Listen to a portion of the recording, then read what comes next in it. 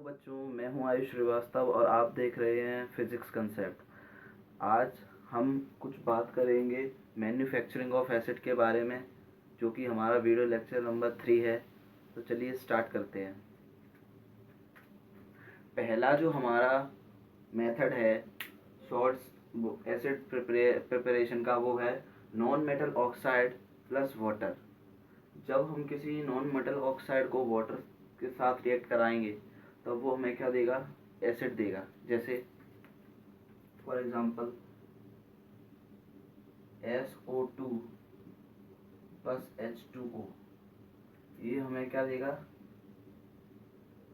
H2SO3, जो कि हमारा क्या होता है, सल्फ्यूरस एसिड। जब हमने SO2 को वाटर में ऐड किया तब हमें क्या मिला, H2SO4। ये क्या होता है, सल्फ्यूरस एसिड। जैसे एक और एग्जांपल देखिए, SO3 को जब हम वाटर में ऐड करेंगे तो हमको क्या मिलेगा, H2SO4। ये क्या है हमारा, सल्फ्यूरिक एसिड। ठीक है, एक और एग्जांपल देखिए, HNO3 plus H2O, sorry NO2 plus H2O। ये हमको क्या देगा, HNO2 प्लस HNO3। ये हमको देगा नाइट्रोजन डाइऑक्साइड के साथ। जब हम वाटर के ऐड करेंगे तब हमको एक मिक्सचर मिलेगा नाइट्रिक एसिड और नाइट्रस एसिड का। ये हमारा नाइट्रस एसिड हो गया और ये नाइट्रिक एसिड हो गया। ऐसा इसीलिए होता है क्योंकि ये एक ऐसा इसीलिए हुआ क्योंकि जो नाइट्रोजन डाइऑक्साइड है वो एक मिक्स्ड एनहाइड्राइड है। Mixed anhydride. एनहाइड्राइड का मतलब क्या होता है कि जब हम नाइट्रस एसिड और नाइट्रिक एसिड में से वाटर को रिलीज करेंगे तब हमको वापस क्या मिल जाएगा, NO2 मिल जाएगा, नाइट्रोजन डाइऑक्साइड मिल जाएगा। ऐसे ये भी क्या है, ये भी एक एनहाइड्राइड, SO2 जो है एसिड एनहाइड्राइड है। क्या है, ये भी एक SO2 क्या है, H2SO3 का एसिड एनहाइड्राइड है। ऐसे ही ये भी एक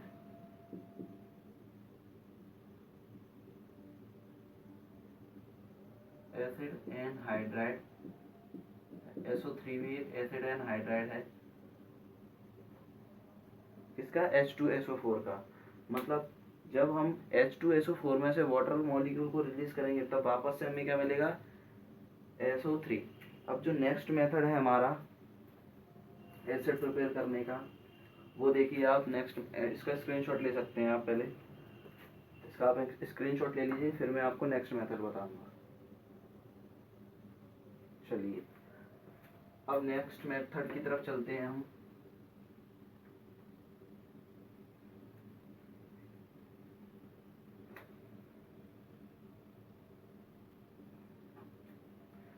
जो हमारा नेक्स्ट मेथड है वो है जब हम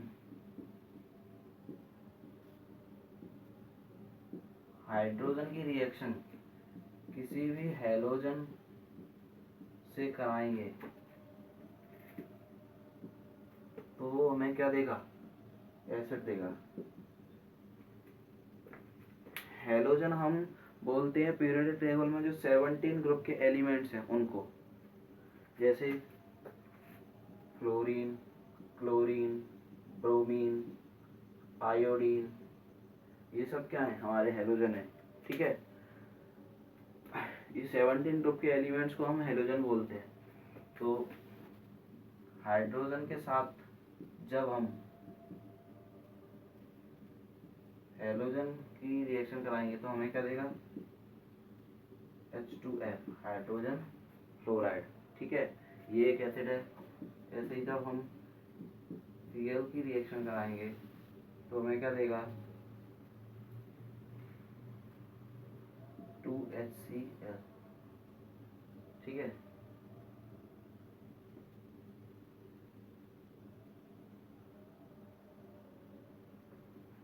ऐसे ही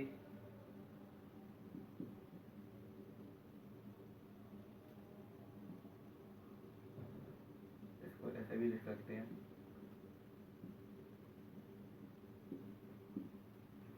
तो हमें क्या मिलेगा, 2HBr। ठीक है, ये हमारे दो मेथड हो गए एसिड को प्रिपेयर करने के। तीसरा जो मेथड है वो मैं आपको बताऊंगा, तब तक आप इसका स्क्रीनशॉट ले सकते हैं।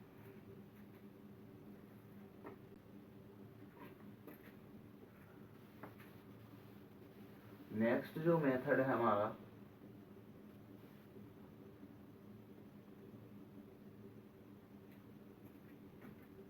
वो है metallic salt plus non volatile H2SO4, जो कि कैसा हो, नॉन वॉलेटाइल।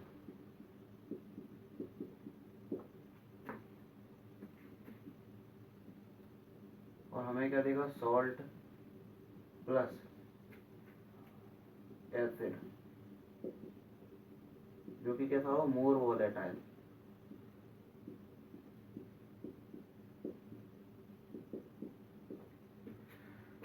जब हम किसी भी मेटेलिक सॉल्ट की रिएक्शन H2SO4 के साथ कराएंगे तब हमें क्या देगा, वापस से सॉल्ट देगा और एसिड देगा, जो कि मोर वॉलेटाइल होगा। लेकिन H2SO4 कैसा होना चाहिए, नॉन वॉलेटाइल। ठीक है, नॉन वॉलेटाइल का मतलब जो इवेपोरेट ना हो, और वॉलेटाइल का मतलब जो आसानी से इवेपोरेट हो जाए खुले में। इसको हम बोलते हैं मोर वॉलेटाइल और इसको बोलते हैं नॉन वॉलेटाइल। नॉन वॉलेटाइल क्या होता है, जो आसानी से इवेपोरेट ना हो, और मोर वॉलेटाइल जो आसानी से इवेपोरेट हो जाए, उसको हम बोलते हैं क्या नाम है अपना, मोर वॉलेटाइल। ठीक है, तो हमारा एग्जांपल देख सकते हैं आप, NaCl प्लस, ये हमारा सॉल्ट हो गया, मेटेलिक सॉल्ट, H2SO4 के साथ रिएक्शन कराएंगे। ये भी कैसा होना चाहिए, 200 डिग्री सेल्सियस से कम। ठीक है, क्या होना चाहिए, 200 डिग्री सेल्सियस से ज़्यादा टेम्परेचर पर होना चाहिए। तो NaCl की जब हम H2SO4 के साथ रिएक्शन कराएंगे तो हमें ये क्या देगा, NaHSO4 plus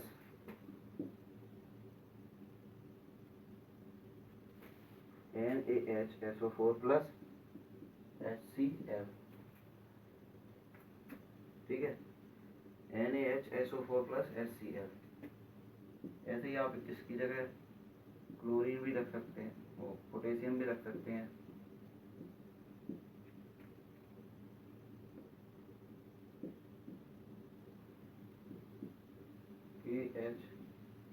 HSO4 plus HCl। ठीक है, ये हमारे दो एग्जाम्पल हो गए।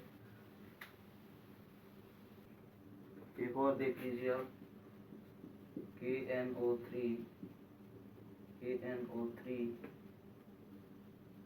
Plus H2SO4।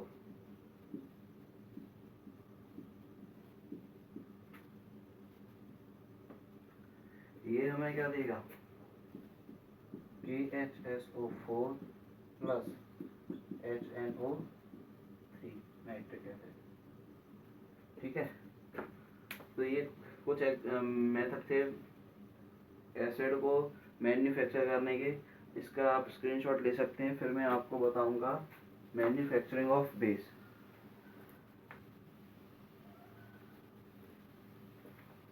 इस बनाने के हमारे पास दो तरीके हैं। एक तो सॉल्युबल बेस के लिए है और एक इनसॉल्युबल बेस के लिए। तो पहले हम सॉल्युबल बेस की बात करेंगे, फिर इनसॉल्युबल पर चलेंगे, ठीक है। तो सॉल्युबल बेस बनाने का हमारे पास क्या मेथड है, या तो मेटल हो या मेटेलिक ऑक्साइड हो, या तो मेटल या मेटल की ऑक्साइड के साथ जब हम वाटर ऐड करेंगे तब हमको क्या मिलेगा, बेस प्लस हाइड्रोजन गैस, ठीक है। एक एग्जांपल के साथ समझते हैं। एग्जांपल देखिए, मेटल हमने ले लिया Na, सोडियम मेटल ले लिया, प्लस इसकी वाटर के साथ रिएक्शन कराई, तो हमको क्या मिलेगा, बेस मिलेगा, जो कि क्या होगा, NaOH प्लस H2। ये पूरी तरह से अब बैलेंस है, ठीक है। ये हमें एक बेस मिला, समझ नहीं आया शायद, है ना। चलिए दूसरी तरीके से एक और एग्जांपल लेते हैं, Zn प्लस H2O, ठीक है, ZnO प्लस H2, ठीक है। ये भी एक बेस है, ठीक है। एक और एग्जांपल दे सकते हैं आप,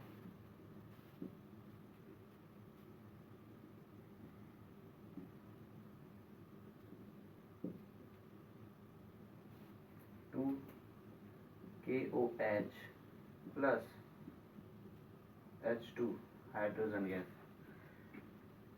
अच्छा, ये एग्जांपल तो हो गए मेटल के सारे। अब हम मेटेलिक ऑक्साइड के एग्जांपल देखेंगे, तो ध्यान से देखिएगा मेटेलिक ऑक्साइड के एग्जांपल। आप पहले इसका स्क्रीनशॉट ले लीजिए, फिर हम मेटेलिक ऑक्साइड के एग्जांपल पर चलते हैं, ठीक है।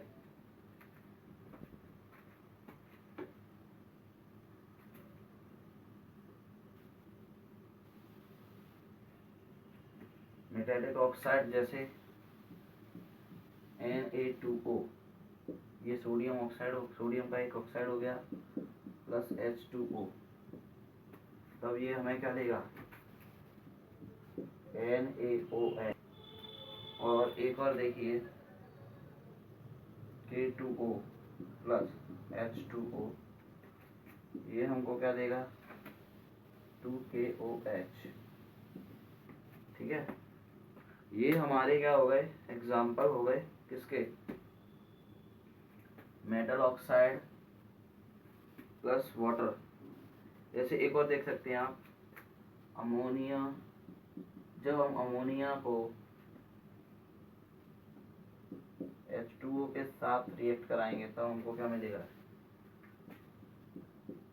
NH4OH प्लस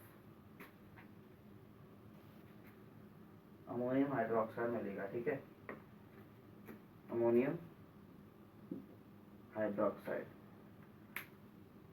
तो ये कुछ बेस की प्रिपरेशन थी। अब हम बात करेंगे इनसॉल्युबल बेस की। तो आप स्क्रीनशॉट ले लीजिए इसका, फिर मैं आपको इनसॉल्युबल बेस कराता हूँ।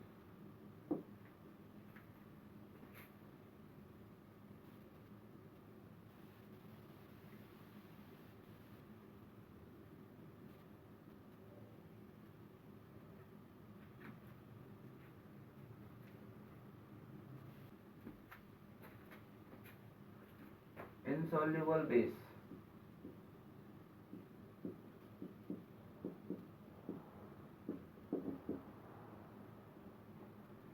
इनसॉल्युबल बेस में हम क्या करेंगे,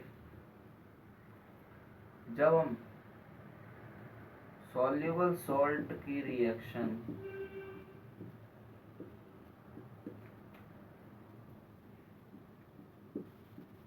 NaOH बेस से कराएंगे तब हमें क्या मिलेगा, बेस मिलेगा, जो कि कैसा होगा हमारा, इनसॉल्युबल, जो कि कैसा होगा, इनसॉल्युबल। और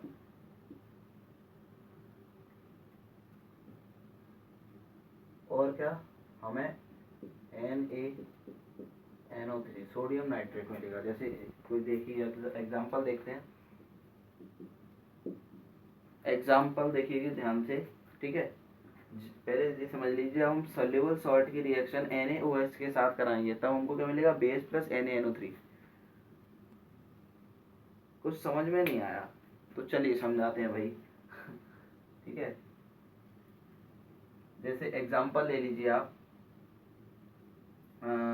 सॉल्यूबल सॉल्ट का। अब ये कैसे पहचानोगे सॉल्यूबल सॉल्ट है? सॉल्यूबल सॉल्ट हम जब सॉल्ट डिस्कस करेंगे तब मैं आपको डिटेल में बताऊंगा, अभी के लिए आप बस एग्जांपल देख लीजिए, ठीक है। जैसे जिंक प्लस NO3 का होल ट्वाइस, ZnNO3 का होल ट्वाइस प्लस NaOH, ठीक है। जब हम इसकी रिएक्शन कराएंगे तो पहले तो भाई NaNO3 निकाल दो, ठीक है। NaNO3 निकलने के बाद अब क्या बन जाएगा यहाँ पे, ZnOH, ठीक है।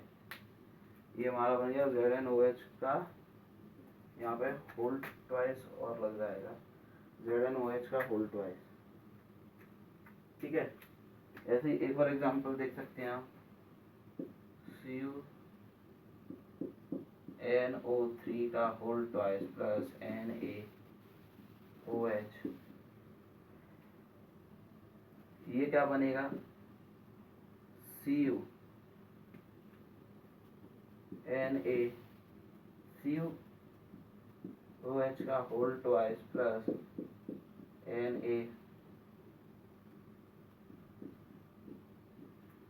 NaNO3, ठीक है। एक और एग्जांपल देखिए,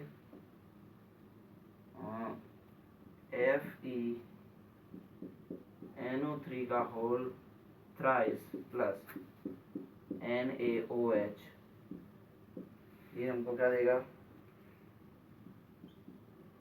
FeOH का होल थ्राइस प्लस NaNO3, जो कि हमारा कैसा होगा 3, यहाँ पे भी 3, ये पूरी तरह से बैलेंस है। अब आप स्क्रीनशॉट ले सकते हैं, फिर हम बात करेंगे बेसिसिटी ऑफ एन एसिड के बारे में, ठीक है। आप जल्दी से स्क्रीनशॉट ले लीजिए। अब हम बात करेंगे बेसिसिटी ऑफ एन एसिड के बारे में। अब आप बोलोगे सर हैं ये वर्ड कहाँ से आ गया, बेसिसिटी ऑफ एन एसिड? मैंने कहा भाई ऐसा होता है। मैंने कहा रुक जाओ, चलो अभी बताते हैं। बेसिसिटी का मतलब होता है number of ionisable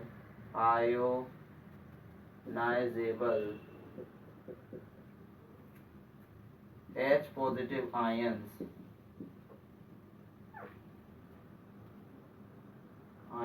contain an acid molecule,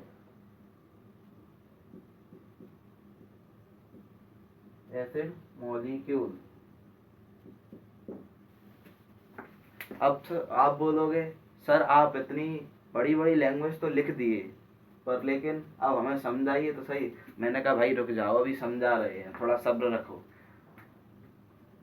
मैंने क्या लिखा, number of ionisable H positive ions contains an acid molecule. ध्यान से समझिएगा इसको, कि जितने भी एसिड के मॉलिक्यूल्स हैं वो जो H पॉजिटिव आयंस कंटेन्स करते हैं उतनी ही उसकी बेसिसिटी होती है। फॉर एग्जांपल कंटेन्स करने से मतलब है हाँ देखिए आप, अभी समझा देता हूँ।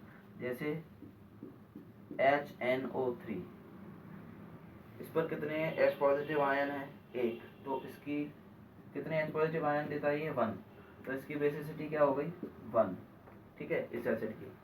जैसे आप देखिए और एक और देख सकते हैं आप,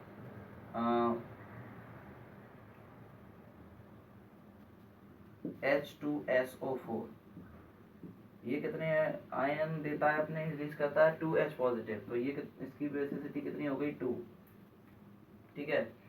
और एक और एग्जांपल देख सकते हैं आप,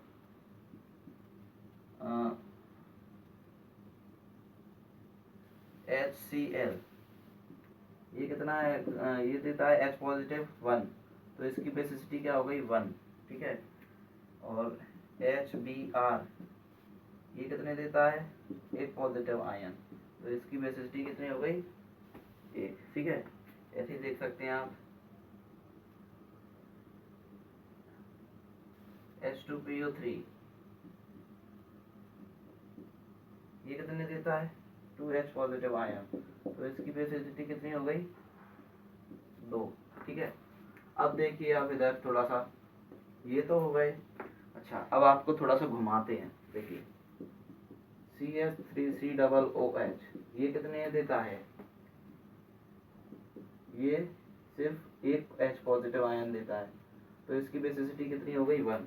अब आप बोलोगे सर इसमें हाइड्रोजन तो कितने हैं, 4 हैं, एक और एक 3 और एक 4, लेकिन ये H पॉजिटिव आयन देता है। मैंने आपको पहले भी बताया था कि CH जो ऑर्गेनिक कंपाउंड होते हैं वो थोड़े क्या होते हैं, वीक एसिड होते हैं, वो अपने पूरे हाइड्रोजन आयंस को रिलीज नहीं करते। इस वजह से जैसे एक और इसको और थोड़ा डिटेल में समझा देता हूँ। अगर आप इसका स्ट्रक्चर देखें तो कुछ ऐसा है, H C H H single bond C double bond O single bond H single bond O single bond H। तो जो ऑक्सीजन के साथ जो हाइड्रोजन अटैच होगा वो ही सिर्फ निकलता है, वही रिलीज होता है, इस वजह से इसमें से एक हाइड्रोजन निकलता है, ठीक है। और भी एग्जांपल है, जैसे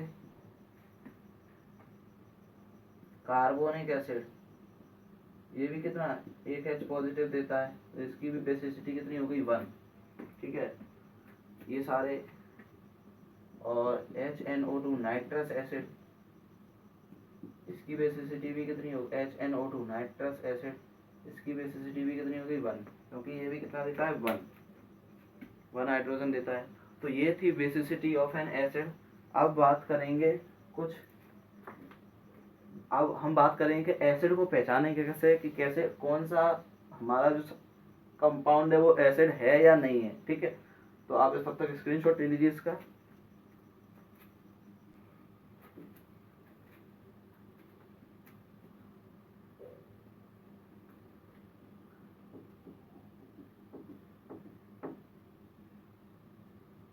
अब हम बात करेंगे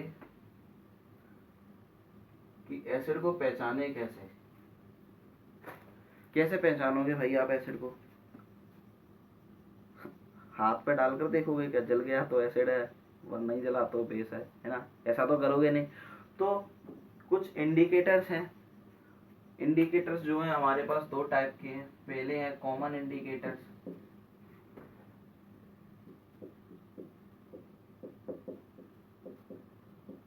कॉमन इंडिकेटर्स में हमारे पास पहला है लिटमस, ठीक है। दूसरा हमारे पास है फेनोल्फथलीन,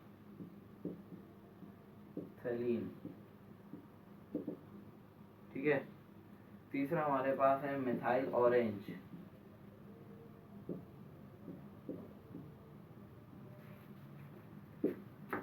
ये हमारे एसिड के हो गए, ये हमारा क्या हो गया बेस, ठीक है। और चौथा हमारे पास है मिथाइल रेड, ये हमारे इंडिकेटर्स हो गए।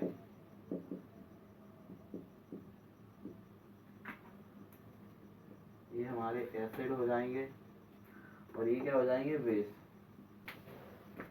तो देखिए जो एसिड होते हैं वो क्या करते हैं, लिटमस को रेड कर देते हैं, ठीक है। इसको क्या करते हैं, इसको भी रेड कर देते हैं मिथाइल ऑरेंज को, और इसको क्या करते हैं, इसको थोड़ा सा येलो कर देते हैं, और फेनोल्फथलीन को क्या कर देते हैं कलरलेस।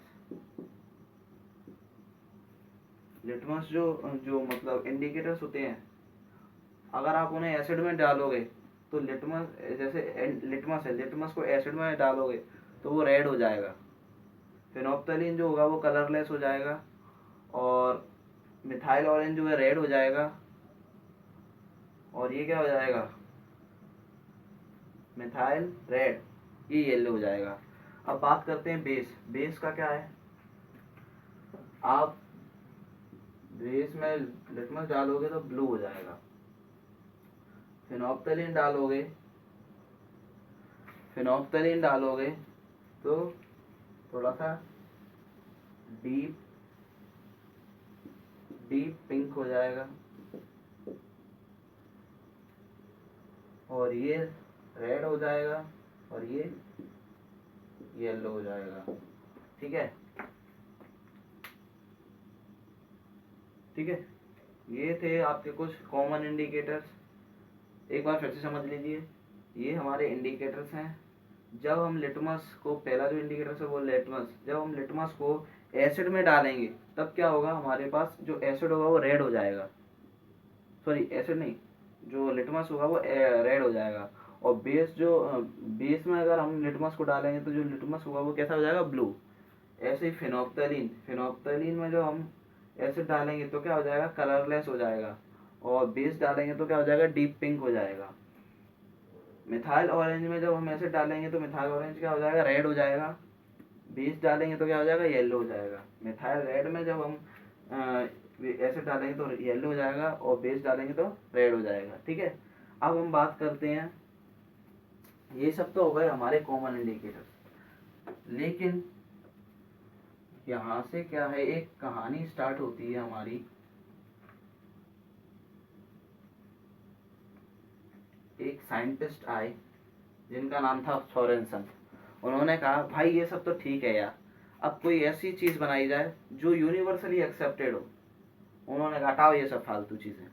उन्होंने एक यूनिवर्सल जो है हमको एक इंडिकेटर दिया जिसको हम बोलते हैं pH scale. PH scale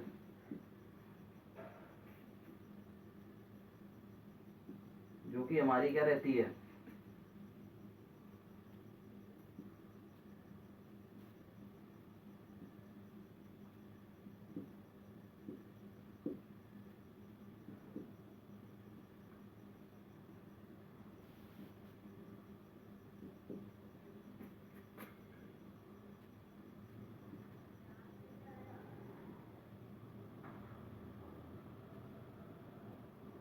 seven, ये हो गया 5, ये 4, ये 3, ये 2, और ये 0 और 1। उन्होंने एक स्केल बना डाली 0 से लेके 14 तक, 0 से लेके 14 तक। उन्होंने क्या बोला कि भाई जो 7 से नीचे होंगे वो तो क्या करेंगे, एसिडिक प्रॉपर्टी शो करेंगे। जितना आप 7 से नीचे जाते जाओगे उतना ही स्ट्रॉन्ग एसिड होता जाएगा, और जो 7 से ऊपर होंगे वो बेसिक प्रॉपर्टी शो करेंगे। जितना आप 7 से ऊपर बढ़ोगे क्या होता जाएगा, सब्सटेंस उतना ही बेसिक होता जाएगा। और यहाँ पे उन्होंने क्या रख दिया, एक 7 पर न्यूट्रल रख दिया। 7 पे क्या रख दिया उन्होंने, न्यूट्रल, कि जो 7 पर होगा वो क्या होगा, न्यूट्रल होगा। जैसे आप देखें वाटर, वाटर का जो पीएच होता है वो क्या होता है, न्यूट्रल होता है, 7 होता है। पीएच क्या होता है वाटर का, प्योर वाटर का 7 होता है, और जो कि हमारा न्यूट्रल है। तो जब हम एसिड और बेस की रिएक्शन कराते हैं एक साथ, किसी एसिड प्लस बेस को जब हम रिएक्ट कराते हैं तो हमें क्या मिलता है, सॉल्ट प्लस वाटर। इसको ही तो हम न्यूट्रलाइजेशन रिएक्शन कहते हैं। न्यूट्रलाइजेशन रिएक्शन क्यों कहते हैं, क्योंकि जब एसिड और प्लस बेस को हम रिएक्ट कराते हैं तो हमको क्या मिलता है, salt plus water, neutral substance मिलता है, इसीलिए इसको न्यूट्रलाइजेशन कहते हैं एसिड और जो बेस होते हैं वो क्या करते हैं, एक दूसरे को न्यूट्रलाइज कर देते हैं।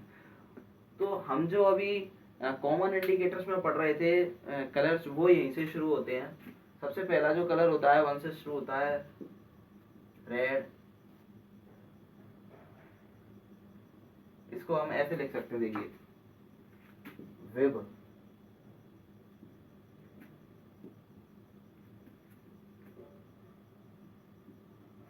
प्योर, विब प्योर से आप याद कर सकते हैं। ठीक है, यहाँ पे आपको ऑड नंबर्स में लेना है। ठीक है, पिंक ग्रीन ब्लू येलो क्या है, ये ऑरेंज से शुरुआत होती है और यहाँ पे आते आते थोड़ा सा पिंक टाइप का हो जाता है, यहाँ पे रेड हो जाता है। आप बोलेंगे कि सर इसमें पिंक तो है ही नहीं है, तो पिंक कैसे हो जाता है, थोड़ा सा यहाँ से जो है थोड़ा सा डार्क होता जाता है। ऐसे ही आप जब ऑरेंज यहाँ से थोड़ा सा लाइट होता जाएगा, ये कलर्स जो है लाइट होते जाएंगे। अब मैं इस पर बोर्ड पर शो तो नहीं कर पा रहा हूँ, ठीक है, आपकी बुक में भी पीएच स्केल दिया है तो आप वहाँ से देख सकते हैं एनसीईआरटी की में। ठीक है, तो जो सब्सटेंस 7 जिसका पीएच होगा वो क्या हो जाएगा, हमारा न्यूट्रल सब्सटेंस हो जाएगा। और जितना आप इधर 7 से इस तरफ लेफ्ट साइड मूव करोगे तो जो सब्सटेंस होगा वो स्ट्रॉन्ग होता जाएगा एसिडिक प्रॉपर्टी में, और 7 से आप राइट साइड मूव करोगे तो क्या होता जाएगा, वो बेसिक प्रॉपर्टी में चेंज होता जाएगा, यानी कि उतना ही वो बेसिक स्ट्रॉन्ग बेस होता जाएगा। तो ये था आज का कुछ मटेरियल। अगले वीडियो लेक्चर में हम जानेंगे सॉल्ट्स के बारे में और सॉल्ट्स के टाइप के बारे में। ठीक है, क्या सॉल्ट्स क्या होता है, सॉल्ट्स के कितने टाइप होते हैं, कैसे सॉल्ट्स प्रिपेयर होते हैं। ठीक है, तो तब तक के लिए गुड बाय, सी यू। पढ़ते रहिए, स्वस्थ रहिए, मस्त रहिए, खुश रहिए। ओके।